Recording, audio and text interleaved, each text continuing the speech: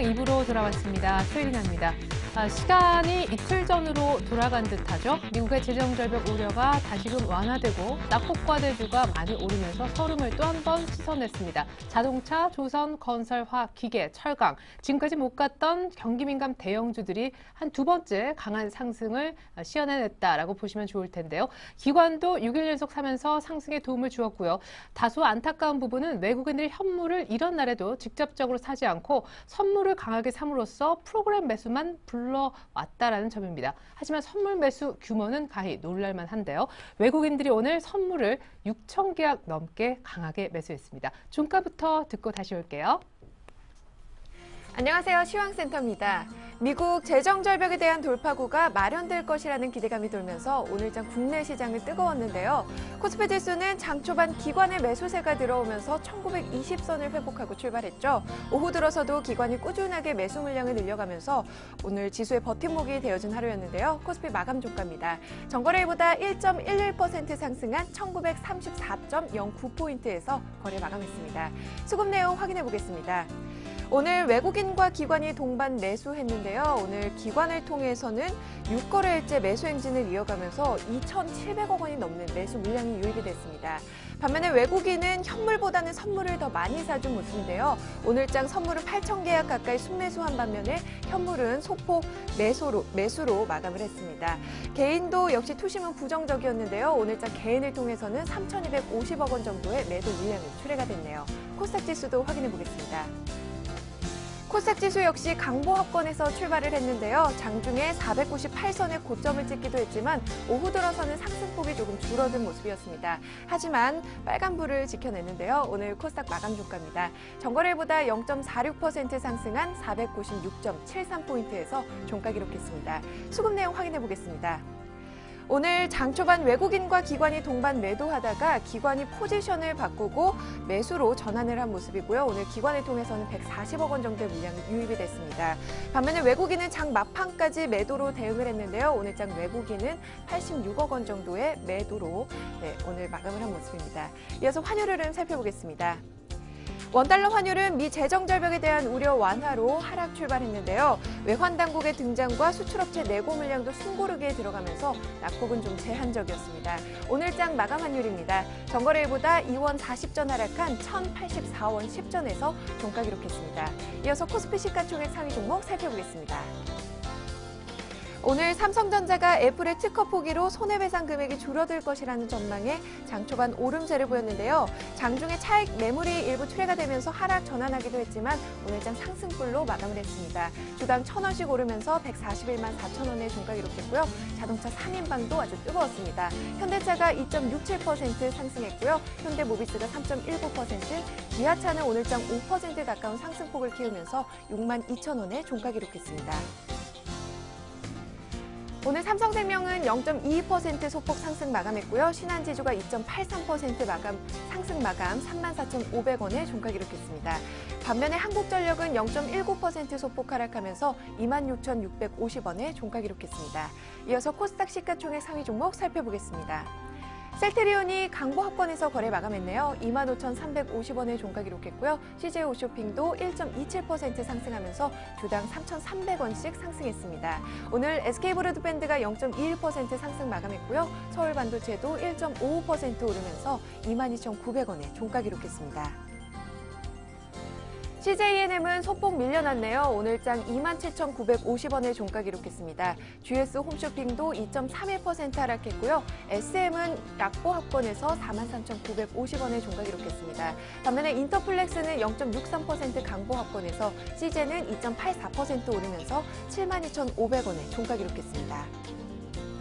이어서 오늘의 특징 업종 및 테마 종목 살펴보겠습니다. 오늘장은 지수 관련 업종들이 강세를 보였는데요. 자동차 먼저 살펴보겠습니다. 오늘 현대차 3인방이 인도와 브라질 등 브릭스 시장 판매 호조로 신나게 달린 하루였습니다. 현대차 주당 6,000원씩 상승했고요. 현대모비스도 주당 9,000원씩 상승했습니다. 오늘 기아차가 4.73% 오르면서 62,000원에 종가 기록했고요. 만도가 1.65% 상승 마감, 쌍용차도 2%대로 오르면서 5,390원에 종가 기록했습니다. 조선주 역시 유럽 재정 위기가 완화되면서 업황이 개선될 것이란 기대감에 오늘장 강세를 이어갔습니다. 현대중공업이 3.45% 상승하면서 21만 원의 종가 기록했고요. 삼성중공업도 3.47%, 대우조선해양은 주당 1,400원씩 상승했습니다. 현대미포조선도 4%대로 강세를 보였고요. 한진중공업 역시 4.56%, STX조선해양은 어마어마합니다. 10.53% 오르면서 7,030원의 종가 기록했습니다. 화학주가 기관의 순매수세가 유입되면서 하루 만에 반등에 성공했습니다. LG화학은 2.45% 오르면서 31만 4천 원에 종가 기록했고요. 호남석유가 3.41%, 금호석유는 오늘장 5%대로 강세를 보였습니다. 한화케미칼이 2.74% 상승 마감했고요. KP케미칼 역시 3.85% 오르면서 1,800원에 종가 기록했습니다. 대림산업이 4분기 실적 기대감에 나흘째 강세를 보인 가운데 건설주들 역시 동반 강세를 보였습니다. 현대건설 2.88% 강세로 67,800원의 종가 기록했고요. 대림산업 4.67% 역시 강세로 마감을 했습니다. GS건설 4% 가까이 상승했고요. 현대산업이 2.83%, 코오롱글로벌도 2.9% 오르면서 3,370원의 종가 기록했습니다. 코스피가 장 초반부터 뚜렷한 강세를 보이면서 증권주들도 오늘장 동반 상승했습니다. 삼성증권이 2.28% 오르면서 49,350원의 종가 기록했고요. 대우증권도 2.88% 상승 마감했습니다. 우리투자증권 주당 350원씩 상승했고요. 키움증권도 주당 1,000원씩, 그리고 미래에셋증권은 3.57% 오르면서 35,500원의 종가 기록했습니다. 오늘 우리나라의 첫 우주발사체 나로호의 3차 발사가 임박한 가운데 관련주들이 동반 상승했습니다. 한양 ENG들 2.97% 오르면서 6,250원의 종가 기록했고요. 비츠로테크가 2.38%, 그리고 세트레가이도 3.47% 강세를 보였습니다. 오늘장 22,350원의 종가 기록했습니다. 오전장부터 견조한 흐름을 보였던 태양광주에서 유일하게 하한가를 기록한 종목이죠. 자회사인 한국실리콘의 법정관리 소식에 오성 LST가 장 초반부터 하한가로 직행을 했습니다. 오늘장 1,900원에 종가 기록했네요. LG 디스플레이가 이틀째 숨고르기 장세를 이어갔는데요. 외국계 물량이 출회가 되면서 4%대 낙폭을 키웠습니다. 오늘장 LG 디스플레이는 3.78% 하락하면서 34,400원의 종가 기록했습니다. 지금까지 시황센터에서 김혜선이었습니다.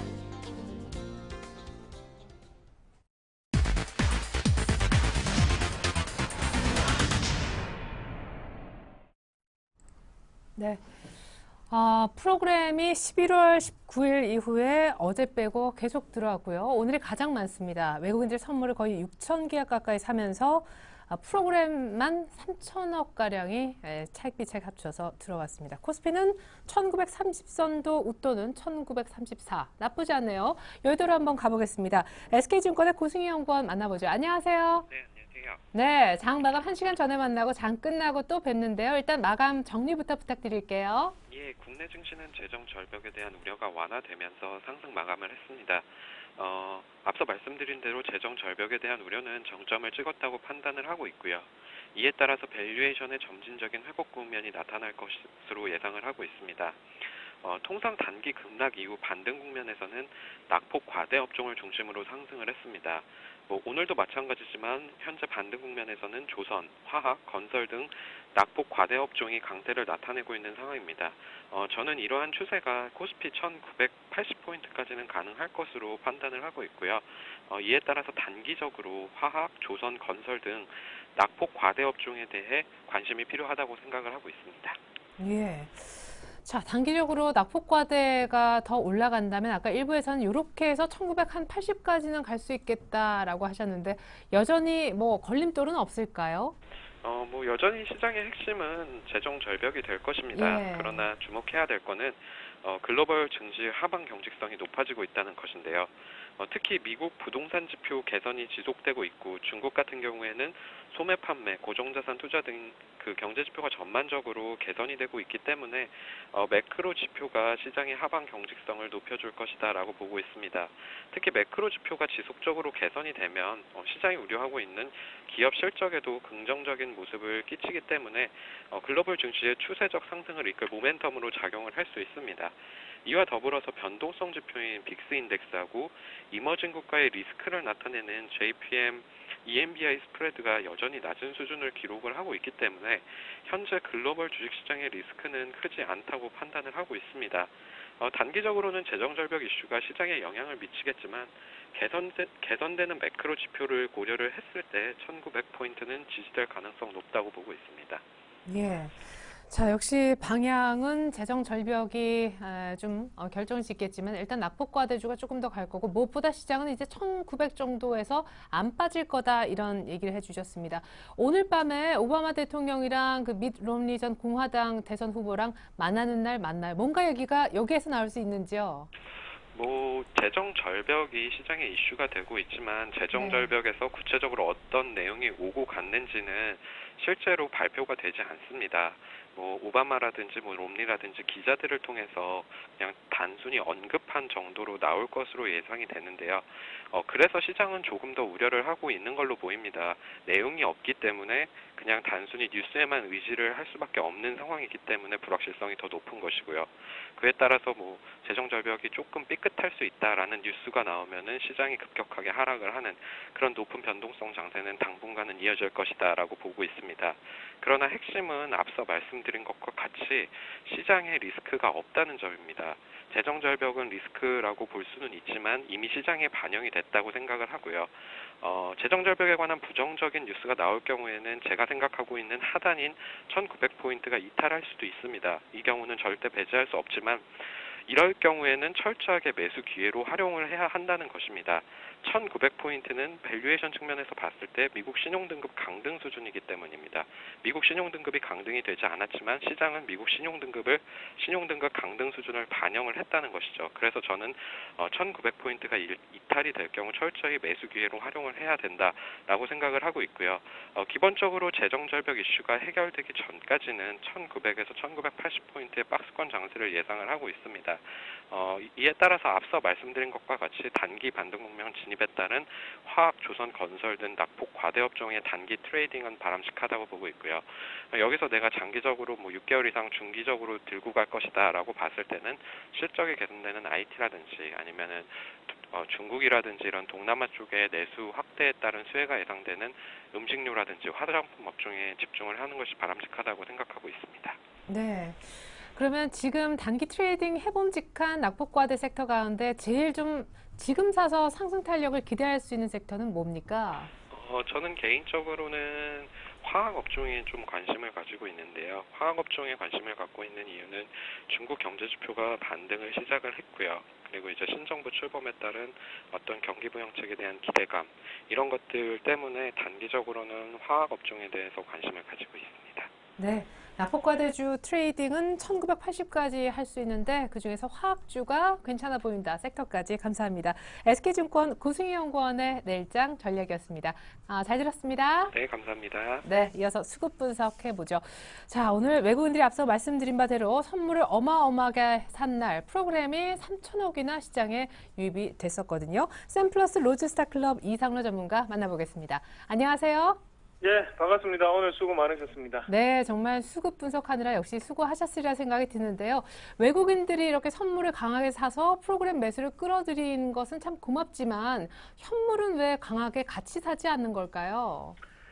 예, 일단 코스피 같은 경우에 같이 한번 보시더라도 오늘의 특징적인 부분은 기관의 순매수세였죠. 거기에 현물 같은 경우에는 외국인이 약하게 거들기를 했습니다. 그만큼 숟가락 한 개 얹었다 그렇게 표현을 좀 하겠습니다. 그만큼 일단은 지금 시장을 한번 보시더라도 기관의 매수세에 상당히 주가 자체가 영향을 받고 있는 상태고요. 그래서 실질적으로 외국인도 어떤 섹터를 골라서 매수를 하는지 이런 부분 자체가 지금 비중 자체가 상당히 낮기 때문에 큰 비중을 차지하지 않습니다. 그래서 외국인이 산다고 해도 주가 자체가 오르는 것도 아니고요. 그래서 일단은 현물에 투자하기보다는 지금 같은 경우에 선물을 과감하게 많이 사면서 지수 자체를 조금 끌어올리는 위주의 전략이 펼쳐지지 않나 그렇게 조금 말씀을 드릴 수 있겠고 지금 그만큼 개인 투자자분들도 물론 어떤 섹터를 짚는지 아니면 어떤 종목을 짚는지를 상당히 고민을 많이 하실 건데요. 지금 오늘의 어느 정도의 전략 같은 경우에는 기간의 저점 매수세가 오늘도 유효한 날이 아닌가 그렇게 좀 짤막하게나마 정리를 좀 해드리겠습니다. 그래서 우리가 업종별로 다시 한번 좀 살펴보시면요. 일단은 오늘은 처음에도 말씀을 드렸지만 기관의 매수세가 상당히 강하게 들어온 날이었고요. 그래서 안에 보시더라도 보험권이라든지 투신권, 그리고 은행, 연기금, 그리고 국가 지자체까지 상당한 매수세가 들어왔다. 그렇게 결론적으로 내리겠고, 외국인도 조금의 매수세에 동참을 했는데 안에 내용면을 한번 보시면 외국인 같은 경우에는 운수장비업종, 그리고 금융업종, 그리고 건설업종에 대해서 매수세에 가담을 했죠. 그래서 특징적인 부분은 외국인도 조금이나마 그래도 저점 매수에 동참을 했는 그런 오늘 시장의 분위기였고요. 그리고 기관 같은 경우에는 제조업이라든지 아니면 운수장비업종, 화학업종, 그리고 건설, 금융, 철강, 금속까지 오늘은 저점 매수세, 그만큼 시장에 소외가 되었던 섹터군을 상당히 강하게 매수를 하면서 경기 민감주에 투자하는 기관의 전략이 오늘은 유효한 날이었습니다. 코스닥으로 넘어가서 좀 더 자세하게 좀 살펴보시면 코스닥 같은 경우에는 외국인이 매도세를 유지를 했습니다. 그리고 개인도 마찬가지고요. 대신에 기관의 매수세가 오늘은 좀 들어오면서 지수 자체를 끌어올리는 계기가 조금 됐고요. 거기에 대해서 외국인 같은 경우에는 오락문화 업종이라든지 의료, 정밀 기기 업종에 대해서 매수세에 동참을 했고, 기관 같은 경우에는 아시다시피 IT라든지 아니면 기계장비, 금속, 운수장비, 부품 업종에 대해서 오늘은 강한 매수세가 들어왔다. 그렇게 정리를 해드리겠습니다. 그리고 우리가 차트적으로 좀 더 살펴보시면서 좀 더 자세하게 말씀을 드리자면, 일단은 뭐 이틀 전에도 말씀을 드렸지만 지금 코스피가 솔직히 조금 강하게 갈 수 있는 자리입니다. 그만큼 지금은 강하게 갈 수 있는 자리에서 크게 올라오는 그런 모습이 나타났고요. 대신에 삼성전자가 아닌 저가에 있던 종목군들을 올렸다는 점에서 의미하는 바가 조금 있다고 생각을 하고요. 대신 코스닥 같은 경우가 지금 조금 문제입니다. 지금 이 자리에서 어느 방향성을 지금 가지지 못하는 상태인데 제가 볼 때는 위로 올라갈 확률, 밑으로 올라갈 확률 상당히 다분하다고 보고 있으면서 그리고 지금 코스닥에서 가장 중요한 거는 대선 전까지는 방향을 조금 예측하기는 힘들지 않겠나. 그래서 코스닥 같은 경우에는 21선을 저항선으로 하면서 어느 정도의 행보 장세가 조금 연출될 확률이 높다. 그렇게 정리를 해드리겠습니다. 네, 그러게요. 같이 121선 부근에서 머뭇했었는데 코스피는 어느덧 60일까지 치고 올라왔죠. 당분간 코스닥의 상승 탄력은 조금 제한적일 수 있다라는 전망까지 들어보았습니다. 이 밖에 오늘 특징주 궁금한데 오늘 낙폭과대주 중에 어떤 종목이 눈에 쏙 들어오셨을까 들어보고 싶어요. 네, 뭐니 해도 뭐 운수장비 업종이 아니겠습니까? 그중에서 겨우조선해양을 조금 말씀을 드리겠는데요. 참 급락 후 첫 양봉입니다. 그만큼 급락을 했지만 지금 크게 상승하는 흐름이 조금 나타났다고 그렇게 말씀을 드릴 수 있겠고, 이유적인 부분은 없습니다. 이유 같은 경우에 기대감이죠. 그만큼 많이 빠졌기 때문에 오를 수 있다는 기대감이 작용을 했고, 업황에 대한 회복 기대감. 얼마 전에 유럽에서 있었던 그리스에 대한 추가 지원 협상이 마무리가 되면서 그 부분 자체가 운수장비 업종 중에서도 조선 업종에 대해서 조금 긍정적인 눈빛으로 바라보는 시각이 바뀌지 않았나 그렇게 정리를 해드릴 수 있겠고요. 그래서 수급적인 부분을 보시더라도 지금 외국인과 기관의 동시에 순매수가 지금 들어오고 있는 상태입니다. 일단 지금 만약에 주가를 예측하기는 상당히 힘들겠지만 겨우조선 해양을 가지고 계신 분들은 좀 더 홀딩을 하는 전략이 조금 제가 볼 때 필요할 것 같고요.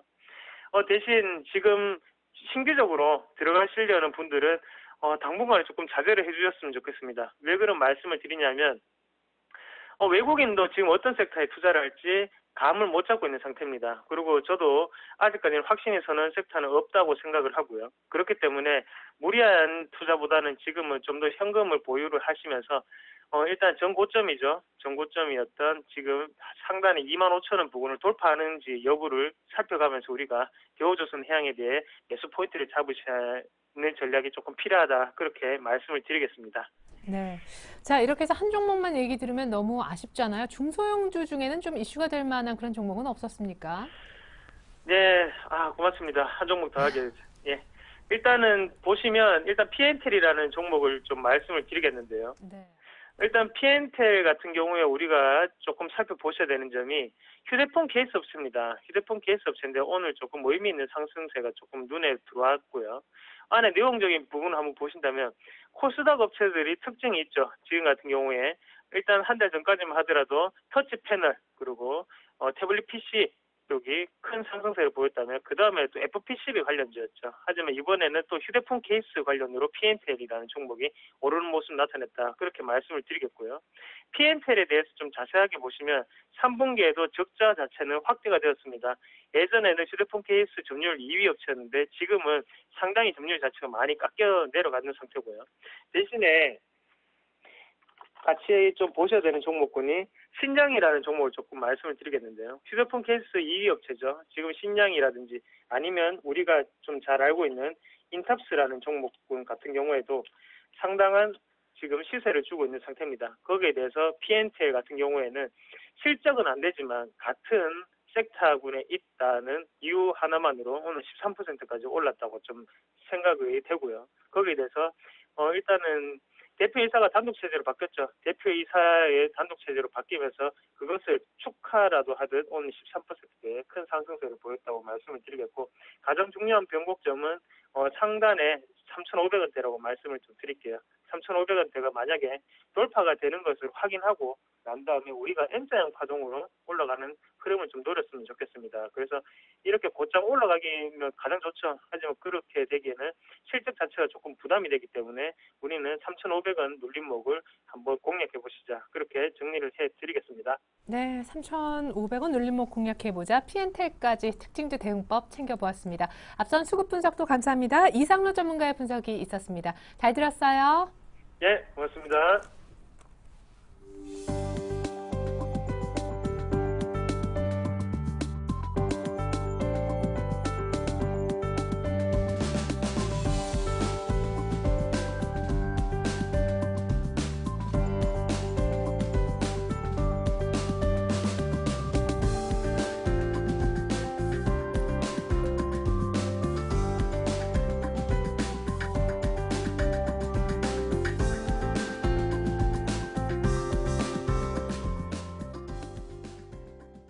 네, 오늘 밤 미국의 3분기 GDP 성장률을 포함해서 또 다른 주택 지표 그리고 개인 소비 조금 지켜봐야 될, 체크해야 할 지표 일정도 저희가 확인을 시켜드렸습니다.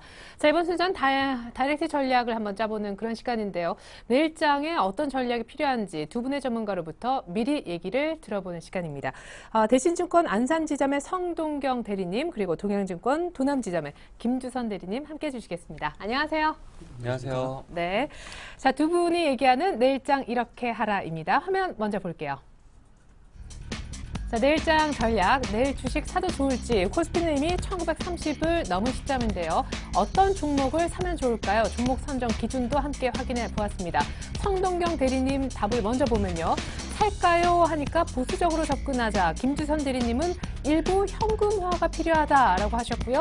성동경 대리님은 불황에도 강한 기업 그리고 실적이 되는 쪽, 지난주와 이쪽 비유는 변함이 없으신 듯하네요. 오늘은 EM넷이라는 종목을 내일장 사볼 만한 종목이다라고 하셨고요. 김주선 대리님은 이익 모멘텀이 상향 추세에 있는 종목을 골라야 된다라시면서 듀웍스를 내일장 한번 사보자라고 얘기를 하실 모양입니다. 자, 코스피가 1930선을 웃돌아서 이제 진짜 좀 가볼까? 이렇게 워밍업 기운도 느껴지는데 두 분이 약간 보수적인 스탠스를 보여주시는 것 같습니다. 참고로 지금 나로호는 발사 준비가 괜찮게 진행이 되는 모습입니다. 예정대로라면 약 한 35분 뒤에 발사가 이루어져야 할 텐데 속보 나오는 대로 전해드리겠습니다. 자, 내일 주식 살까요? 성동경 대리님이 보수적으로 접근하자. 왜죠? 최종절벽 우려도 완화되고 그리스, 스페인 문제도 좀 좋아지는 것 같은데요. 네, 일단 지금 보게 되면은 기존에 이제 호재성 재료로 했던 장이 올라가는 거를 이제 저번 주부터 보면은 블랙 프라이데이부터 해가지고 이제 올라왔는데요. 그다음에 미국 재정 절벽도 이번에 이제 뉴스가 나와가지고 하원에서 이제 공화당 쪽에서 잘 원만히 합의를 할 것이다.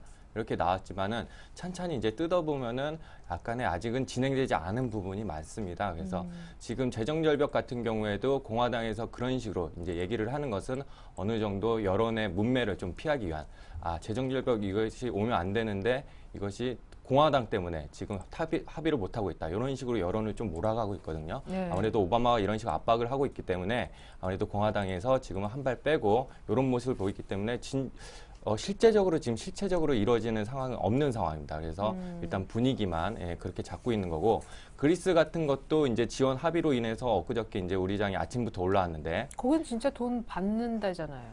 네, 그것도 이제 제대로 한번 살펴보면 네. 결국에는 이제 내용이 어떻게 되는 거냐면, 이제 그리스 지금 부채 비율이 170%, 이것을 2020년까지 110%로 낮추겠다는 얘기입니다. 근데 이게 이제 힘드니까 2년 동안 더 연장을 시켜줘서 2022년까지 연장을 시켜주겠다는 건데, 그렇게 하기 위해서는 그리스가 연평균 GDP가 4.5%씩 매년 성장을 해야 되거든요. 쉽지 않겠네요. 예, 그것은 예. 진짜 쉽지 않은 일이고, 그리스 자체 내부에서도 환율도 지금 뭐 유로화 같이 쓰고 있지 않습니까? 네. 그래서 통제하기도 힘든 상황이고, 우리나라처럼 이게 수출 주도 영역이 아니기 때문에 결국 무역 흑자도 기대하기 힘들고요. 이 연 GDP 4.5%는 쉽지 않은 상황이기 때문에 여기서 또 추가 비용이 한 400억 유로 달러 정도 좀 소요가 됩니다. 네. 그럼 이것을 누가 부담을 할 것인가 해서 독일 부담하기 어렵다고 했고요. 아직 선거가 남아있기 때문에 쉽게 뭐 적극적으로 네. 부담을 하지 못합니다. 그래서 IMF도 총리가 나와서 우리도 헤어컷이 이루어지지 않으면은 부담할 수 없다, 이렇게 말을 했기 때문에 결과적으로 뭐 기사 타이틀은 뭐 지원 합의 이렇게 떴을지 몰라도 실제적으로 보면은 이루어진 것은 거의 없다. 아직 봉합 단계에 있다, 이렇게 볼 수 있겠고요. 결국에는 다음 주 이제 보수적으로 보자던 시각이 이런 호재성 재료의 소멸로 인해서 다음 주부터는 어떤 글쎄요 뭐 장이 다시 상승할 수 있는 새로운 모멘텀이 약간은 부족하지 않나, 이렇게 보고 있고, 일단 선물적으로 보면 오늘 이제 기관 매수가 많이 들어왔는데 네. 결국에는 이제 월말에 있는 이제 윈도우성 그걸로 볼 수가 또 있겠고요. 그다음에 이제 선물 쪽 얘기를 이제 들어보면은 결국엔 기간 포지션이 지금 한 255, 요번 월물은 260 넘기기 힘들다, 이렇게 보고 있는데, 이제 지수 환산 지수대로 보면은 1955 정도거든요. 네. 그러니까 지금 세팅이 지금 1930 정도에 이제 포지션이 맞춰져 있기 때문에 아무래도 여기서는 상승하기보다는 좀 시간 가치를 죽이면서 이제 양매도장이 흘러갈 수 있는 한 주가 크기 때문에 결국에는 뭐 장은 빠지지 않고 뭐 그럴 수는 있어도 뭐 보기는 좋을지 몰라도 먹을 거는 많이 없을 수 있다. 네. 이렇게 좀 볼 수 있겠습니다. 그래서 지금 구간은 만약에 수익이 나셨으면은 좀 현금화를 하셔가지고 지금 들고 있다가 기회를 엿보는 그런 좀 시간과의 싸움이 좀 필요한 구간이 아닌가, 이렇게 좀 보고 있습니다. 네. 지난주에는 우리 성동경 대리님이 돌다리도 좀 두들겨 봐야 된다, 이런 전략을 얘기하셨는데, 이번에는 먹을 게 없는 장, 시간과의 어떤 싸움이 예상이 된다, 이렇게 얘기를 해주셨습니다. 자, 김주선 대리님도 아주 긍정적인 얘기를 안 하실 것 같은 게요. 제가 주식을 살까요? 이렇게 질문을 드렸더니 일부 현금화가 필요하다. 일단은 뭐 거의 한 달 내내 제가 1900선 근처에서는 혹은 더 떨어졌을 때는 매수 이야기를 굉장히 많이 말씀드렸었습니다. 근데 뭐 네. 지금 이제 1923 정도 왔고 1950선까지도 예전에 한번 제시를 해드렸는데 뭐 박스권 상단에 또 돌입을 하고 있는 상황이거든요. 한번 1850대도 근처에 갔다가 네. 그러면 또 차익 매물이 어느 정도 충분히 나올 수 있는 부분이라고 생각하고 있고, 저는 일단은 거래량을 좀 주목을 하고 있습니다. 거래가 지금 굉장히 낮은 수준이 계속 유지가 되고 있는데, 이게 어느 정도 수준이냐면은 제가 막바로 그냥 제가 준비한 그 사진을 한번 보면서 말씀을 드리겠습니다. 지금 사진을 일단 먼저 보여드리면은 제가 시총 대비 거래량 부분을 좀 말씀을 드리겠는데, 지금 일단은 지금 2005년부터 2011년까지 지금 나온 차트가 제가 있었는데, 일단 제가 차트로 따로 보여드리면은 최근에 지금 보면은 작년에 2011년에 보다 요 밑에 보시면 거래량 표시인데, 오늘도 지금 3억 8천만 주 정도거든요. 그러면은 굉장히 낮아지고 있는 추세고, 이 부분이 뭐냐면은 시장 에너지가 방향성을 형성할 정도의 에너지가 아직 형성은 되고 있지 않다라고 보여지고, 지금 종가상으로는 뭐 5억만 주 넘어섰지만은 구체적으로 수치를 보면은 11월 평균 거래대금이 한 4억 3천만 주 정도, 4.3조 정도 되거든요. 네. 그리고 12월 이후에는 3.9조, 11월 19일에서 26일에는 이제 3.6조 정도 되는데, 네. 이게 역사적으로 IMF 이후에는 저희 우리나라 코스피 시총이 1100조 정도 됩니다. 근데 시총 대비해서 거래량이 최저 수준을 지금 기록하고 있다고 보시면 되시거든요. 그렇기 네. 때문에 아직까지는 이 부분이 터져줘야지 좀 추세적으로 나올 것 같고, 두 번째는 지금 미국 의회가 아까 뭐 처음에도 설명을 잘 해주셨는데 레임덕 회기라고 보통 진행 중인데, 오늘 밤에 민주당 하원 지도부가 선출이 됩니다. 그러면은 이제부터 본격적으로 이제 정치 논리로 들어가서 또 잡음이 저는 없을 수는 없다고 보거든요. 이게 네. 정치 싸움이기 때문에 정치적인 일들은 항상 결론 도출하기까지 노이즈가 항상 있지 않습니까? 그래서 그 부분들이 또 나와준다면은 다시 한번 또 일부 현금화를 하면은 매수할 수 있는 그 기회가 또 오지 않을까. 예, 그렇게 생각을 하고 있기 때문에. 그러니까 저는 궁금한 게요. 이런 어떤 정치적인 게 결국 정말 냉정히 보면 펀더멘털하게 미국 경제를 다 죽이자라고 해서 뭐 재정 절벽 정말 뭐 재정의 그 절벽을 맞닥뜨리는 걸 누가 원하겠습니까? 그죠? 그러니까 노이즈가 이렇게 있으면서 변동성이 있고 약간 들락날락 하겠지만 나중에 이제 길게 봤을 때 갈 수 있다면 이제 빠질 때마다 사면 되는 거 아니에요? 그렇죠. 뭐 굉장히 큰 그림상으로는 저번에도 말씀드렸지만 저는 재정 절벽까지 간다고 해도 재정 절벽 때문에 떨어진다면은 그건 매수 찬스라고 보거든요. 네. 예, 그렇긴 보지만 일단 단기적으로는 뭐 제가 1년 후를 지금 말씀드리는 건 사실 현실적이지 않기 네. 때문에 큰 그림만 봤을 때는 일단 좀 당분간은 챙기자. 예, 네. 조금 더 싸게 살 기회가 또 주지 않을까라고 생각하고 있고 지금 뭐 말씀드렸던 뷰대로 1950선 정도에 임박할수록 현금화를 시키되 다만 확실히 한 가지만 딱 말씀드리면은 뭐 예전처럼 그 시장도 중요하지만은 저 종목별 그리고 업종별로 굉장히 차별화가 되고 특히 괜찮은 종목들은 계속 가는 뭐 현상도 있지 않습니까? 네. 그래서 그런 부분들은 또 뭐 좀 차별화 우리가 시장 차별화가 되는 만큼 대응도 조금 예전하고는 다르게 차별적으로 할 필요는 있을 것 같습니다. 네, 사실은 지난주에도 시장이 앞으로 뭐 잘 가더라도 뭐 추세적이라고는 얘기를 못 하겠지만 시장이 가더라도 역시 올라가는 종목만 올라가는 차별화는 계속 될 거다라고 예고를 해 주신 바 있는데 그 뷰는 변함이 없으신 것 같습니다. 자, 종목 얘기를 좀 해보죠. 먹을 게 없는 장이다. 그리고 솔직히 단기적으로 어떻게 될지 모르기 때문에 수익이 났으면 빨리빨리 챙기자라는 얘기가 나왔지만 그래도 여러분들께 기준을 전문가 두 분을 모셨으니까 좀 제시해달라고 제가 부탁을 드렸습니다. 성동경 대리님은 불황에도 살아남을 수 있는 기업, 실적이 되는 기업 계속 강조를 해주시네요. 네, 일단은 뭐 오늘 가장 증시의 큰 특징이라고 하면은 이제 경기 민감주가 이제 올라온 거라고 이제 볼 수가 있겠고요. 네. 그거는 이제 제가 봤을 때는 이제 2013년도 투자를 어떻게 할 것인가 약간은 좀 엿볼 수 있는 대목이 아닌가 싶습니다. 지금 2012년도에는 경기 방어주가 많이 좀 우세를 했는데 결국에는 삼성전자가 이제 3분기 때 8조 1천억 영업이익을 내면서 4분기에는 그걸 뛰어넘을 거라고 이제 컨센서스가 모두 잡혀 있지 네. 않습니까? 근데 이것이 계속 2013년도에도 계속 될 것이냐? 환율을 보면은 약간은 힘들지 않을까? 이렇게 보면은 결국에는 지금 고간이 비어 있는 이런 경기 민감주 쪽으로 좀 눈을 돌려야 될 것 같고. 그거는 이제 내년 얘기고 이제 아직까지 지금 남아있는 연말 시즌이나 뭐 내년 이제 상반기, 1분기 가서야 그거는 이제 좀 확인이 가능한 부분이니까 그 전까지는 경기 민감주가 이제 좀 우세하기 전까지 무엇을 좀 투자를 하겠느냐. 그러면은 지금 향후 이제 경기가 아직까지는 좀 투자 심리가 얼어있기 때문에 뭐 그런 측면에서 본다면 좀 불황에 강한 기업, 이제 부채 비율이 적으면서 좀 현금 유동성을 좀 확보하고 있는 기업, 이런 기업 아니면은 이제 경기에 민감하지 않고 안정적으로 이익 흐름을 좀 실현하는 기업, 이런 쪽으로 좀 하시는 게 좋겠고요. 결국에는 이제 수치상으로 확인되는 최소 4분기에서 내년 1분기까지 계속해서 좀 성장세가 일어나는 그런 이제 좀 기업들로 한번 찾아보시면은 괜찮을 것 같습니다. 네, 그러면은 사실 지난주와 동일하신 뷰니까요. 최근에 엊그제 그리고 오늘 강한 그리고 앞으로도 왠지 조금은 더 가줄 것 같은 그런 낙폭과대 경기 민감주는 그럼 내년에 투자하자는 얘기. 이게 이제 경기 민감주를 이제 투자를 언제 할 것인가, 이 타이밍에 대한 논란이 있는데, 현재는 지금 경기 민감주 타이밍을 좀 논할 시기는 아니고, 가격적인 면, 그러니까 역사적인 저평가 부분을 좀 보겠는데, 결국 경기 민감주가 이제 역사적으로 저평가되어 있는 것이 PBR로 한 1.2 정도 됩니다. 네. 근데 어제까지 해가지고 오늘 올라오기 거는 이제 포함이 안 되니까요. 어제까지 해서 역사적 저점이 지금 1.2였는데 경기 민감주가 1.1이 나왔거든요. 네. 그러니까 결국에는 가격이 싸서 오늘 이제 반등이 올라왔다고 보시면 되고, 이런 것들이 이제 급반등으로 V자 반등이 나올 확률은 뭐 거의 좀 적기 때문에 지금은 어떤 사야 될 시기냐 말아야 될 시기보다는 충분히 지금 싼 시기고 수급적으로도 기관들이 들어올 여력이 많다.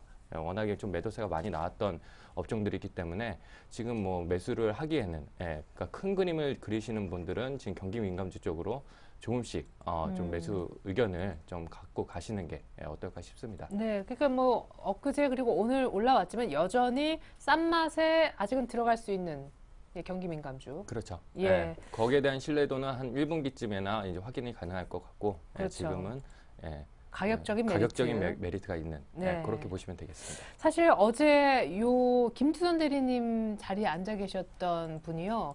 원래 그 전에는 개별 모멘텀이 있는 중소형주 뭐 그런 것 중에 잘 선별해서 잘 골라야 된다 이런 뷰셨었는데 어제 낙폭과대 뭐 삼성 엔지니어링, 대림 산업 다 갖고 오셨었어요. 뷰가 완전히 바뀌셨다면서. 낙폭과대 경기 민감 대형주를 해야 된다 지금 잠깐이라도. 어떠세요? 일단 뭐 수급 상황을 보면은 충분히 잠깐 뭐 이렇게 들어갈 수 있는 여지는 있는 것 같아요. 하루 만에 왜냐면 5%도 쉽게 먹을 수 있는. 그렇죠. 예, 자동차 예. 같은 부분 보면은 뭐 기관들의 그렇게 뭐 100만 주 이상씩 나오다가 뭐 기아차 같은 경우는 오늘도 한 70만 주 가까이 들어오고 지금 그런 부분이 나오고 있는데 일단은 뭐 IT가 좋다고 해서 뭐 IT만 계속 살 수 없고 가격적인 부분도 좀 충분히 기간 조정 정도는 거칠 수 있는 구간이기 때문에 이때 이제 낙폭이 컸던 종목들 위주로 잠깐씩 들어오는 부분이 있는 것 같습니다. 그리고 흔히 이제 뭐 차트를 보시거나 하시는 분들은 이격도 아까 이제 그런 이제 시향에 대한 부분은 뭐 대리님께서 말씀해 주셨고 이격도 80 뭐 이런 식으로 차트 이제 좀 차트 하단에 위치해서 반등을 누릴 수 있는 구간에는 있는 종목들이 꽤 있긴 했었거든요. 그래서 그런 부분에서 뭐 단기적으로 일단 나왔다고 보고 있고 다만 이게 숫자라는 부분이 굉장히 중요하기 때문에 숫자라는 부분이 받쳐주지 않으면은 뭐 장부 가치 상으로 계속 살 것 같지는 않고요. 제 생각에는 일단 경기 민감주에 대한 부분은 확인 과정을 충분히 거쳐야 될 부분이라고 생각을 하고 있고 또 개인적으로는 그 이제 계속해서 추세적으로 하락하는 종목들을 밑에서 잡는 거에 대해서는 뭐 이제 매매 이제 각자의 이제 취향이 있긴 한데 저는 그런 부분 수익은 이제 좀 포기하고 가는 부분이 좀 있긴 하거든요. 네, 그래서 약간 예. 그걸 잡기보다는 그냥 저는 차라리 신고가 트렌드를 따라가는 부분이 예. 조금 더 좀 확실한 부분이 있다고 생각을 하기 때문에 약간 마트보다 백화점 쪽. 그렇죠. 근데 충분히 일리는 있습니다. 왜냐면 기아차나 뭐 요즘 낙폭 과대한 종목이 항상 떨어질 때도 계속 떨어지는 경우는 없고 반등을 항상 주는 시점이 있기 때문에 또 여러 가지 또 다른 얘기들도 또 조금씩 흘러나오고 있거든요. 그래서 시장 분위기가 뭐 조금씩 달라질 수 있지만 아직까지는 뭐 조금 완전히 시선을 돌리기에는 뭐 숫자나 재반 환경들, 뭐 환율이나 이런 펀더멘탈적인 부분들이 아직은 경기 민감주들이 다시 추세를 바꾸고 있다라고 말하기에는 무리가 있지 않을까 저는 개인적으로는 그렇게 판단을 하고 있습니다. 네, 근데 다들 그러시더라고요. 어떤 애널리스트도 고승희 애널리스트였나요? 오늘 1, 2부 다 연결했는데 경기 민감주도 포트에 이제 같이 넣는 정도. 경기 민감주로 뭐 다 갈아타고 뭐 이쪽이 주도주다 이런 뷰가 아니라 좀 가니까 같이 이제 IT하고 좀 섞어주는 정도로만 얘기를 해주셨습니다. 자, 그러니까 결국에 주도주가 지금 없다는 얘기예요. 이래저래 얘기가 다 나오는 거 보면 물론 이제 추세가 좋은 쪽은 있지만 김두선 대리님은 그래서 어떤 기준을 말씀하시고 싶으신지. 제 기준은 사실 이익 모멘텀 이제 보통 뭐 EPS 어려운 말들도 많이 하지만은 기본적으로 그 분기별 이익하고 특히 연간 이익이 크게 계속 증가세를 나타나는 종목들이 있거든요. 그런 종목들을 주로 이제 많이 하려고 하고 있고 그런 종목들은 제 이제 경험칙상 기다리면은 오래 걸려도 결국에는 이제 배팅 수급이 또 들어오는 부분이 있기 때문에 그런 종목을 말씀드렸고 사실 뭐 나중에 AS도 하겠지만 제가 하이닉스를 지금 2주째 말씀을 드리고 크게 움직이지 못하고 있어서 조금 죄송한 마음도 있지만은 그 하이닉스 같은 경우가 이제 적자를 하다가 흑자로 이제 강하게 돌아서고 있는 회사거든요, 지금. 예, 그렇기 때문에 지금 이런 부분들은 횡보하거나 뭐 소폭의 조정이 있더라도 결국에는 추세적으로 다시 뭐 이익과 뭐 주가는 이익의 함수라는 말도 있지 않습니까? 그래서 계속적으로 이익 쪽을 따라간다면은 뭐 결국에는 좋은 퍼포먼스가 나오지 않을까 그렇게 판단을 하고 있습니다. 네. 어떻게 보면 두 분의 전문가님은 성격도 좀 투자 스타일 면에서 비슷하신 것 같고요. 전공법의 두 분이십니다. 수치가 나와야 확실히 뭔가 펀더멘털이 받쳐줘야 그런 주식에 투자한다라는 입장이신데요. 일단 대형 경기 민감주, 싼 거는 맞다라는데 공감은 두 분 다 표시를 해주셨습니다. 자, 이 정도로 종목 선정 기준을 일단락 짚고요. 이제 뭘 살까요? 종목 얘기 들어보겠습니다. 한 종목씩만 제가 부탁을 드렸는데 성동경 대리님은 EMNet이라는 처음 듣습니다. 아, 그런가요? 예. EMNet이라는 이제 종목인데 이게 이제 무엇을 하는 업체냐, 이제 기업이냐 하면은 온라인 광고를 이제 대행하는 업체입니다. 그래서 스마트폰 뭐 요새 많이 보시겠지만 그쪽 모바일 시장, 광고 시장에 이제 진출하고 있는 회사거든요. 그래서 결국에는 이 모바일 광고 시장이 시작되고 있다. 결국에는 이제 새로운 산업이 이제 태동을 하는 건데 결국에 보면은 뭐 1차, 2차 산업 뭐 혁명이라고 불리는 이런 것들을 보면은 두 가지 이제 충분 조건이 필요한데 결국에는 새로운 통신 수단하고 새로운 에너지원이 결합해서 이런 큰 혁명을 이제 일으키는 건데 결국에 지금 우리 곁에 온 게 이제 지금 3차 산업혁명에서 보면은 인터넷이 새로운 통신 수단으로 자리 잡지 않았습니까? 네. 그것이 지금 진화해가지고 우리 곁에 있는 스마트폰, 지금 뭐 태블릿 PC나 이런 쪽으로 하고 있는 건데 예전에 우리가 이제 컴퓨터를 쓸 때 뭐 하루에 뭐 한두 번 이렇게 켰다면 지금 스마트폰은 뭐 하루에도 뭐 수십 번씩, 한 시간에도 수십 번씩 이렇게 보기 때문에 네. 접근성 면에서 편리해졌다. 그렇죠. 그리고 LTE가 이제 도입이 되면서 통신 속도도 점점점 빨라지고요. 그래서 이런 모바일 광고 시장이 지금 태동되기 시작했고 그 만약 파급력이 어디까지 위치지는 지금 이제 성장 단계에 있다. 이렇게 보고 있기 때문에 결국에 실적으로만 봐도 지금 이 EM넷 그 회사 중에 매출에 차지하는 것 중에 NHN이 이제 매출 비중이 2011년도에 2%밖에 안 됐었는데 2012년도에는 지금 현재 12%까지 치고 올랐거든요. 결국에는 지금 이 성장세를 실적으로 숫자로 지금 확인할 수 있는 부분입니다. 그래서 네. 우리나라뿐만 아니라 그리고 EM넷 같은 경우 2000년도에 이제 설립을 했는데 2000년에서 국내 시장에서 지금 뭐 축적된 노하우를 가지고 2007년도에 일본 시장에 이제 진출을 했습니다. 그래서 지금 일본 시장에서 지금 매출이 매년 연간 80% 이상씩 지금 성장을 하고 있거든요. 왜 이런 것이 가능하느냐? 그래서 이거 봤을 때 일본은 일단 인구가 많고 그다음에 북미 시장 지금 하고 우리나라 시장을 보면은 지금 온라인 검색 광고가 차지하는 비중들이 55%, 66% 이렇게 50%가 넘어가는데 네. 일본은 아직 33% 아직 성장할 여력이 많이 있다. 네. 예, 이렇게 볼 수 있겠고 또한 마땅히 지금 일본에서 이런 EM넷을 견줄 만한 경쟁 상대가 따로 없다. 네. 예, 이렇게 보고 있고요. 그리고 지금 EM넷 같은 경우에는 주로 대형 광고 업체를 상대하지 않습니다. 예, 소규모 상인 업체들을 상대하기 때문에 지금 보면은 매년 14,000억 개가 추가로 지금 유입이 되고 있고 누적 광고주가 지금 38,000. 그다음에 13개 업종 이렇게 다양한 고객층을 확보하고 있기 때문에 이런 대형 광고 업체를 상대하시는 것보다는 지금 경기 변동 리스크가 좀 적다 이렇게 볼 수 있겠고요. 그래서 결과적으로 지금 2013년 예상퍼를 지금 보면은 8배 정도가 나옵니다. 그래서 실적이 지금 매출액이 430억, 영업이익이 103억 해가지고 전년 대비해서 매출액은 35%, 네.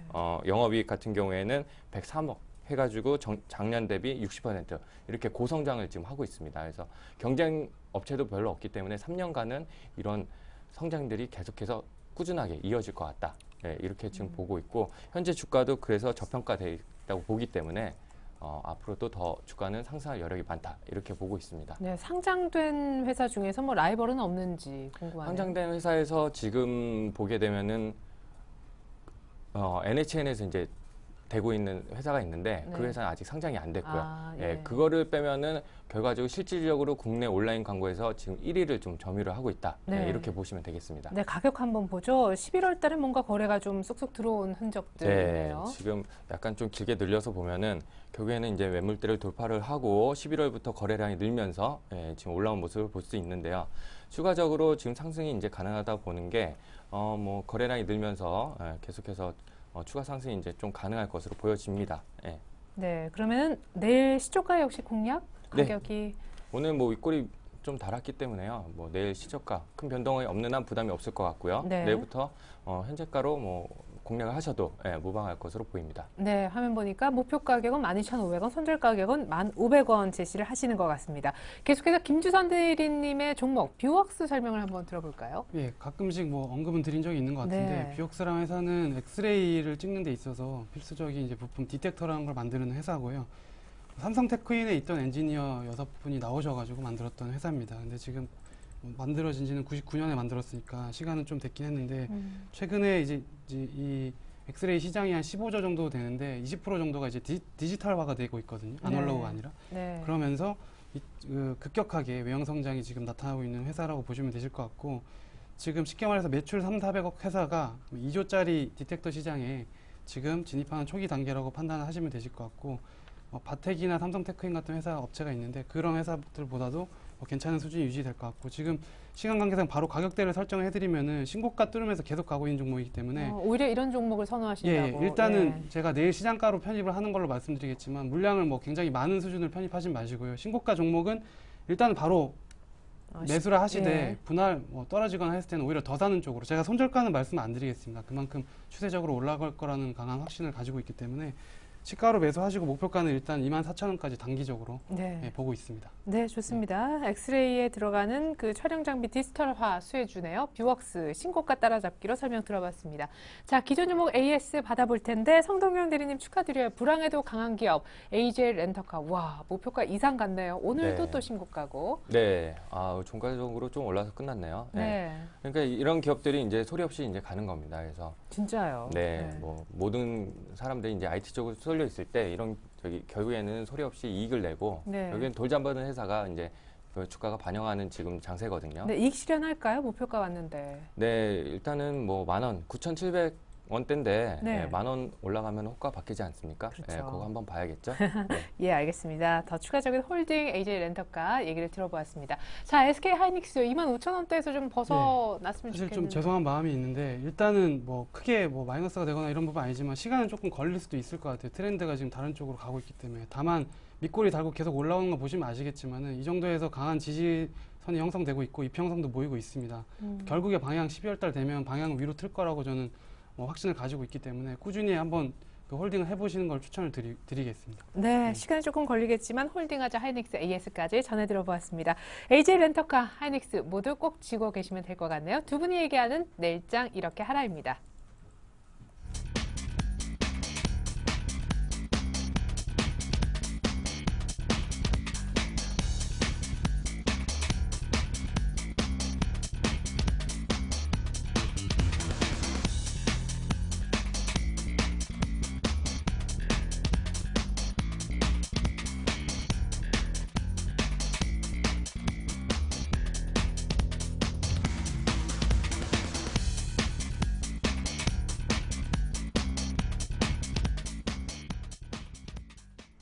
네, 이렇게 해서 도움 말씀 주셨던 두 분의 전문가와는 인사 나누겠습니다. 감사합니다.